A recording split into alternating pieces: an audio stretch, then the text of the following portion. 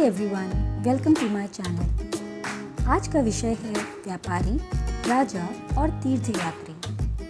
यह अध्याय 6वीं कक्षा की एनसीईआरटी की पुस्तक से लिया गया है। चलिए शुरू करते हैं व्यापार शब्द के अर्थ से। व्यापार शब्द का अर्थ है सामानों का एक क्षेत्र से दूसरे क्षेत्र में या एक देश से दूसरे देश में बेचना या खरीदना। चलिए एक उदाहरण लेते हैं। करीब 2000 वर्ष पहले दक्षिण भारत सोना, कीमती पत्थरों तथा काली मिर्च जैसे मसालों के लिए काफ़ी प्रसिद्ध था। रोमन साम्राज्य में तो काली मिर्च की इतनी मांग थी कि इसे काला सोना या ब्लैक गोल्ड भी कहते थे। पर भारत से रोमन साम्राज्य तक यह सामान कैसे पहुंचता था?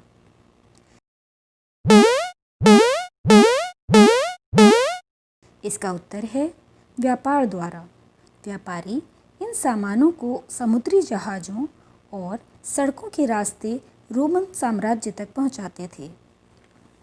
पर हमें कैसे पता कि लगभग 2000 वर्ष पहले भारत और रोमन साम्राज्य के बीच यह व्यापार सच में होता था?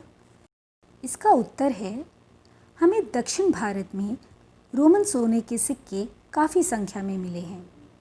ऐसा अनुमान लगाया जाता है कि रोमन साम्राज्य भारतीय सामान का भुगतान सोने के सिक्कों से करता था।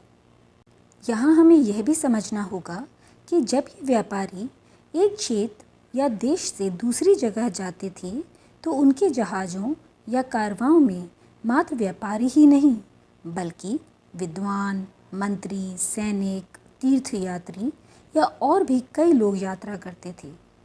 अतः मात्र सामान का ही आदान प्रदान नहीं होता था बल्कि व्यापार के साथ विचारों, संस्कृति, धर्म और भी बहुत सी चीज़ों का आदान प्रदान हो रहा था।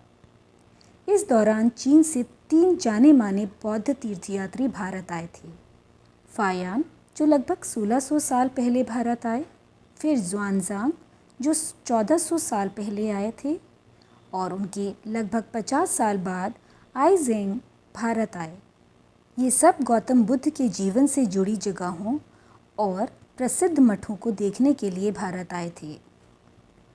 यह सब सोचकर या पढ़कर दिलचस्प तो ज़रूर लगता है, लेकिन यह सफ़र प्राचीन काल में इतना आसान नहीं था। व्यापारिक मार्ग कठिनाइयों से परिपूर्ण थे। पहाड़ी इलाकों या रेगिस्तानी मार्ग पर चलना कठिनदायक था। सड़कें हमेशा सुविधाजनक नहीं होती थीं। कभी कभी तो मौसम खराब होने पर भी चुनौतियों का सामना करना पड़ता था।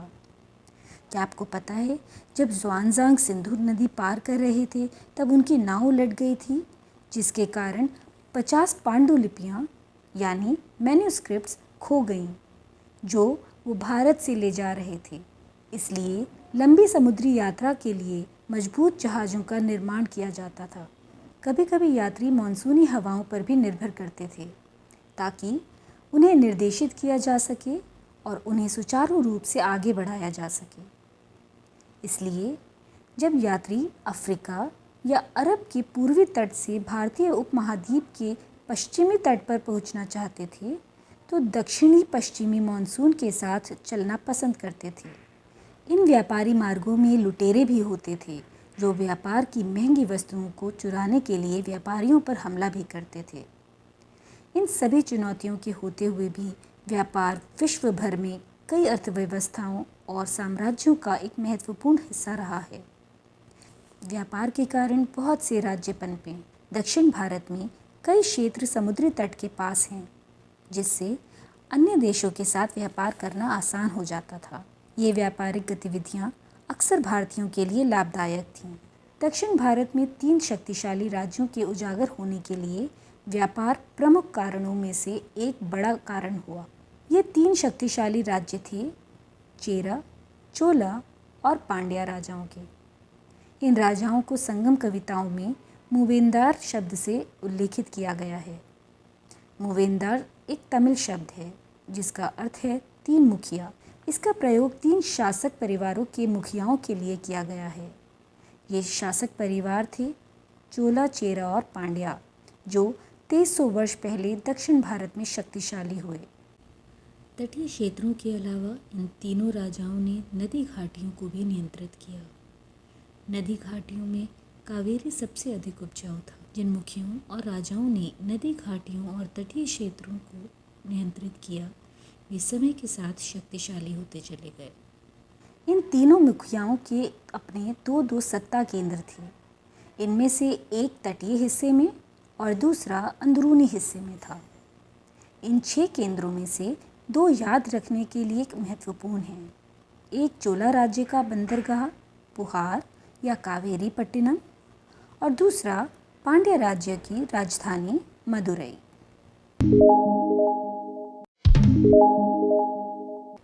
अब सवाल उठता है, क्या इन राज्यों का राजस्व दैट इज रेवेन्यू या धन मात्र व्यापार या नदी घाटी की उपजाऊ भूमि से ही आता था, या जैसे हम कर या टैक्स देते हैं वैसे उस समय भी आम जनता उन राजाओं को कर देती थी? इसका उत्तर है कि उस समय मुखिया नियमित तौर पर कर या टैक्स इकट्ठा नहीं करते थे, बल्कि लोगों से उपहारों की मांग करते थे। कभी कभी ये सैनिक अभियानों पर भी निकल पड़ते थे और आसपास के इलाकों से शुल्क वसूल कर लाते थे। जो भी उपहार या शुल्क के रूप में इकट्ठा किया जाता था, वह सिर्फ राजा या मुखिया अपने पास नहीं रखता था। इनमें से कुछ धन अपने पास रख लेते थे, बाकी अपने समर्थकों, नाते रिश्तेदारों, सिपाहियों तथा कवियों के बीच बांट देते थे। जब संगम कवि इन मुखियों की प्रशंसा में कविताएं लिखते थे, तब उन्हें ये मुखिया कीमती जवाहरात, सोना, घोड़े, हाथी, रथ या सुंदर कपड़े उपहार के रूप में दिया करते थे। यह सब देखते हुए हम कह सकते हैं कि चोला, चेरा और पांड्या साधन संपन्न और शक्तिशाली थे। परंतु दक्षिण भारत में सिर्फ यही राज्य नहीं थे। आइए दक्षिण भारत के एक और राजवंश के बारे में बात करते हैं। लगभग 2100 वर्ष पहले पश्चिम भारत में सातवाहना नामक राजवंश का प्रभाव पड़ गया। सातवाहनों का सबसे प्रमुख राजा गौतमी पुत्र श्री सतकर्णी थे। उनके बारे में हमें उनकी माँ गौतमी बालाश्री द्वारा दान किए एक अभिलेख दैट इज इंस्क्रिप्शन से पता चलता है। गौतमी पुत्र श्री सतकर्णी और अन्य सभी सातवाहन शासक दक्षिण पथ के स्वामी कहे जाते थे। दक्षिण पथ का शाब्दिक अर्थ दक्षिण की ओर जाने वाला रास्ता होता है, बल्कि पूरे दक्षिणी क्षेत्र के लिए भी यही शब्द प्रचलित था। श्री सतकर्णी ने पूर्वी, पश्चिमी तथा दक्षिणी तटों पर भी अपनी सेनाएं भेजी थीं। दक्षिण भारत के राजाओं के बारे में बात करने के बाद अब हम उत्तर भारत की ओर आते हैं और बात करते हैं कुषाणों के बारे में, जिन्होंने करीब 2000 साल पहले मध्य एशिया तथा पश्चिमोत्तर भारत पर शासन किया था। पेशावर और मथुरा इनके 2 शक्तिशाली केंद्र थे। तक्षशिला भी इन्हीं के राज्य का हिस्सा था। भारतीय उपमहाद्वीप में सबसे पहले सोने के सिक्के जारी करने वाले शासकों में कुषाण थे। रेशम मार्ग यानी सिल्क रूट पर यात्रा करने वाले व्यापारी इन सिक्कों का प्रयोग किया करते थे। चलिए रेशम यानी सिल्क और रेशमी मार्ग यानी सिल्क रूट के बारे में विस्तार से अध्ययन करें। रेशमी कपड़ा तैयार करना एक जटिल प्रक्रिया है। रेशम के कीड़े से कच्चा रेशम निकालकर सूत कताई होती है और फिर उससे कपड़ा बुना जाता है। रेशम बनाने की तकनीक का आविष्कार सबसे पहले चीन में करीब 7000 साल पहले हुआ। इस तकनीक को उन्होंने हजारों साल तक बाकी दुनिया से छुपाए रखा, पर कभी कभी चीन के शासक ईरान और पश्चिमी एशिया के शासकों को उपहार के तौर पर रेशमी कपड़ा भेजते थे और इस तरह चीन से रेशम के बारे में जानकारी पश्चिमी देशों में पहुंच गई। कुछ लोग चीन से पैदल या घोड़ों या ऊँटों पर दूर दूर की जगहों पर जाते थे और अपने साथ रेशमी कपड़ा भी ले जाते थे। जिस रास्ते से ये लोग यात्रा करते थे वह रेशम मार्ग यानी सिल्क रूट के नाम से प्रसिद्ध हो गया। कीमती, चमकीले रंग और चिकनी मुलायम बनावट की वजह से रेशमी कपड़े अधिकांश समाज में बहुमूल्य माने जाते हैं। करीब 2000 साल पहले रोम के शासकों और धनी लोगों के बीच रेशमी कपड़ा पहनना एक फैशन बन गया। इसकी कीमत बहुत ही ज़्यादा होती थी क्योंकि चीन से इसे लाने में दुर्गम पहाड़ी और रेगिस्तानी रास्तों से होकर जाना पड़ता था। यही नहीं, रास्ते के आसपास रहने वाले लोग व्यापारियों से यात्रा शुल्क भी मांगते थे। कुछ शासक व्यापारी मार्गों के बड़े बड़े हिस्सों पर अपना नियंत्रण रखना चाहते थे, क्योंकि इन रास्तों पर यात्रा कर रहे व्यापारियों से उन्हें कर, शुल्क तथा तोहफों या उपहारों के जरिए लाभ मिलता था। इसके बदले ये शासक इन व्यापारियों को अपने राज्य से गुजरते वक्त लुटेरों के आक्रमणों से सुरक्षा देते थे। सिल्क रूट पर नियंत्रण रखने वाले शासकों में से सबसे प्रसिद्ध कुषाण थे। इनके शासनकाल में ही सिल्क रूट की एक शाखा मध्य एशिया से होकर सिंधु नदी के मुहाने के पत्तनों तक जाती थी। फिर यहाँ से जहाज़ों द्वारा रेशम पश्चिम की ओर रोमन साम्राज्य तक पहुँचता था। अब हम सबसे प्रसिद्ध कुषाण शासक कनिष्का के शासनकाल पर नज़र डालते हैं। वे दूसरी शताब्दी कॉमन एरा के शासक थे, जो सैन्य, राजनीतिक और आध्यात्मिक उपलब्धियों के लिए प्रसिद्ध थे। कनिष्क 127 कॉमन एरा में सिंहासन पर आए और करीब 23 साल राज किया। कनिष्क ने एक सुदृढ़ अर्थव्यवस्था का निर्माण किया। कुषाणों का मध्य एशिया में स्वामित्व होने के कारण उन्हें मुख्य व्यापारिक मार्गों व बंदरगाहों पर नियंत्रण भी मिल गया। इससे वे व्यापारियों से यात्रा कर भारी मात्रा में लेते थे। विदेशी व्यापार द्वारा लाए गए धन से राज्य की अर्थव्यवस्था और सुदृढ़ होती चली गई और शहरों का विकास आसान हो गया। कुषाणों ने अधिक मात्रा में सोने के सिक्के जारी करे, जिससे पता चलता है कि कैसे व्यापार से, विशेष रूप से रोम के साथ, कुषाण राज्य प्रसिद्ध और संपन्न हुआ। इसमें कोई दो राय नहीं है कि सिल्क रूट एक फ़ायदेमंद अवसर था, जिससे पूर्वी और पश्चिमी देशों के बीच कई चीज़ों का आदान प्रदान होता था, जैसे हाथी दांत, सोना, मसाले, रेशम और भी बहुत कुछ। कुषाण साम्राज्य नए विचारों और कलात्मक प्रभावों से समृद्ध था, जो उन्हें अन्य देशों व संस्कृतियों के संपर्क में आने से प्राप्त हुआ।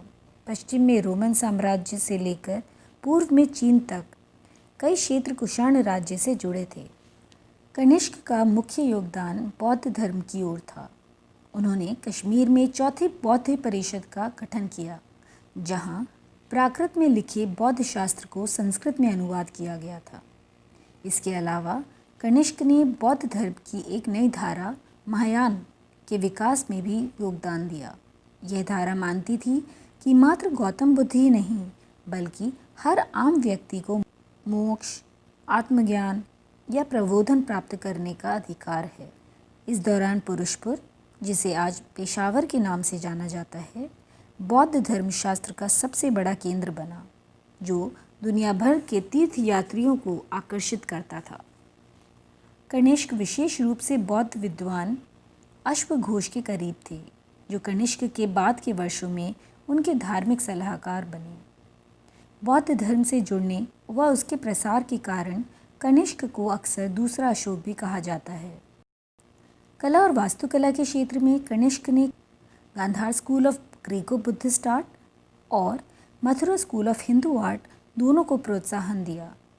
बौद्ध वास्तुकला की ओर सबसे बड़ा योगदान पेशावर में कनिष्क स्तूपा है, जो प्राचीन काल की एक बहुत बड़ी इमारत है। यहाँ आप कनिष्क के समय की कुछ सुंदर कलाकृतियों की तस्वीरें देख सकते हैं।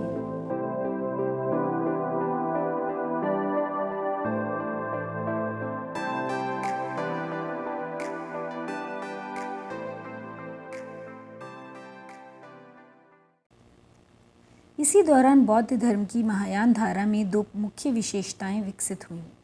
पहला कि बुद्ध की प्रतिमाएं बनाई जाने लगीं। इनमें से अधिकांश मथुरा में तो कुछ तक्षशिला में बनाई जाने लगीं। इससे पहले गौतम बुद्ध की मूर्ति न बनाकर उनकी उपस्थिति सिर्फ कुछ संकेतों के माध्यम से दर्शाई जाती थी, जैसे उनकी निर्वाण प्राप्ति को पीपल के पेड़ की मूर्ति द्वारा दर्शाया जाता था। दूसरा परिवर्तन बोधिसत्व में आस्था को लेकर आया। बोधिसत्व उन्हें कहते हैं जो ज्ञान की प्राप्ति के बाद एकांतवास करते हुए ध्यान साधना कर सकते थे, लेकिन ऐसा करने के बजाय वे लोगों को शिक्षा देने और मदद करने के लिए सांसारिक परिवेश में ही रहना ठीक समझने लगे। धीरे धीरे बोधिसत्व की पूजा काफ़ी लोकप्रिय हो गई और पूरे मध्य एशिया, चीन और बाद में कोरिया तथा जापान तक भी फैल गई। बौद्ध धर्म का प्रसार पश्चिमी और दक्षिणी भारत में हुआ, जहाँ बौद्ध भिक्षुओं दैट इज़ बुद्धिस्ट मॉन्क्स के रहने के लिए पहाड़ों पर दर्जनों गुफाएं खोदी गईं। इनमें से कुछ गुफाएं राजा और रानियों के आदेश पर बनाई गईं, तो कुछ व्यापारियों तथा कृषकों द्वारा। इनमें से ज़्यादातर गुफाएं पश्चिमी घाट की दर्रों के पास बनाई गई थीं और इन्हीं दर्रों से कई शहरी सड़कें और बंदरगाह भी जुड़े थे। ऐसा लगता है कि यात्रा करने वाले व्यापारी इन गुफाओं वाले मठों में विश्राम के लिए रुकते थे। बौद्ध धर्म श्रीलंका, म्यांमार, थाईलैंड तथा इंडोनेशिया सहित दक्षिण पूर्वी एशिया के अन्य भागों में भी फैला। थेरवाद नामक बौद्ध धर्म का आरंभिक रूप या धारा दैट इज़ थेरावडा बुद्धिज़्म इन क्षेत्रों में कहीं अधिक प्रचलित था। क्या आप जानते हैं, बौद्ध व अन्य भारतीय शास्त्र कई तीर्थयात्रियों को काफ़ी आकर्षित करते थे। वे इन शास्त्रों का ज्ञान अपने क्षेत्रों तक पहुंचाते थे। ज़्वानज़ांग ने अपने जीवन के कई वर्ष पांडुलिपियों यानी मैन्युस्क्रिप्ट्स को संस्कृत से चीनी भाषा में अनुवाद करने में लगा दिया। बल्कि जब ज़्वानज़ांग भूमार्ग से उत्तर पश्चिम और मध्य एशिया होकर चीन वापस लौटे, उस दौरान वे सोने, चांदी और चंदन की लकड़ी की बनी बुद्ध की मूर्तियाँ तथा 600 से भी ज़्यादा पांडुलिपियाँ 20 घोड़ों पर लादकर ले गए थे। बौद्ध धर्म के अलावा इन्हीं दिनों देवी देवताओं की पूजा का चलन भी शुरू हुआ। बाद में हिंदू धर्म की यह प्रमुख पहचान बन गई। इनमें शिव, विष्णु और दुर्गा जैसे देवी देवता शामिल हैं। इन देवी देवताओं की पूजा भक्ति परंपरा के माध्यम से की जाती थी। भक्ति उस समय काफ़ी लोकप्रिय परंपरा बन गई। किसी देवी या देवता के प्रति श्रद्धा को ही भक्ति कहा जाता है। भक्ति का पथ सबके लिए खुला था, चाहे वह धनी हो या गरीब, ऊंची जाति का हो या नीची जाति का, स्त्री हो या पुरुष। भक्ति मार्ग अपनाने वाले लोग आडंबर के साथ पूजा पाठ करने के बजाय ईश्वर के प्रति लगन और व्यक्तिगत पूजा पर जोर देते थे।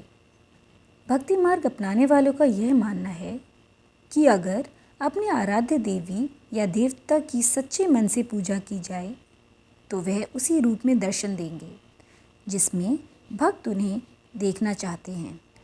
इसलिए आराध्य देवी या देवता मानव के रूप में भी हो सकते हैं या फिर सिंह, पेड़ या अन्य किसी भी रूप में।